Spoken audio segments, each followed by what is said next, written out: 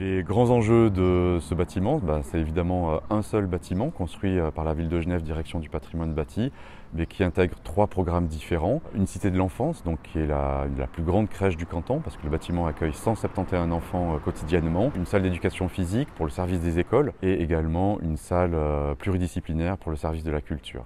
Alors évidemment, quand on a fait ce concours, le bureau Dreyer Frenzel avait déjà gagné le concours de master plan pour l'écoquartier. Les bâtiments issus du concours ont tous la même typologie de patio. Alors les bâtiments de logement donc, ont décliné des typologies autour de ces patios. Nous on a repris 2 choses de la typologie en fait, des bâtiments de Dreyer Frenzel. Un, c'est le patio. On a également un bâtiment très large. Donc le patio au dernier étage permet d'avoir un prolongement extérieur pour les enfants, un prolongement extérieur de qualité, parce qu'il est loin des nuisances sonores et de la ville. Et puis la deuxième caractéristique qu'on a repris des bâtiments de Dreyer Frenzel, c'est les socles. En béton. Donc, alors, la répartition des 3 programmes, elle s'opère de façon assez simple. On a les 2 grands programmes que sont la salle d'éducation physique et la salle pluridisciplinaire qui génèrent beaucoup de flux, jusqu'à 500 personnes pour la salle pluridisciplinaire, 200 personnes pour la salle d'éducation physique. Ces 2 programmes-là sont construits dans ce qu'on appelait la table en béton. Et puis cette table en béton, c'est elle qui permet de franchir des grandes portées et puis elle est aussi caractéristique des bâtiments de l'écoquartier.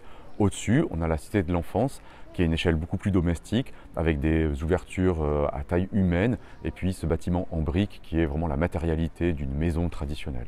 Alors évidemment, la brique est un matériau noble qui ne se travaille pas du tout comme le béton. Il y a la question de la taille, il y a la question de la modénature. On a voulu marquer la fin de ce mur en brique. Pour nous, l'histoire du couronnement était extrêmement importante. Donc on retrouve cette frise sur les derniers rangs de briques qui est une façon pour nous de marquer la fin du bâtiment. Pour franchir les grandes portées que sont la salle d'éducation physique, puisque la salle en elle-même fait 16 mètres de large, et puis qu'à côté il y a aussi la salle pluridisciplinaire, on avait donc ces grandes poutres en béton précontraint qui font jusqu'à 1,20 m de hauteur statique. Et puis la géométrie, en fait, ce qu'on voit bien dans la salle d'éducation physique, c'est qu'on a une double géométrie.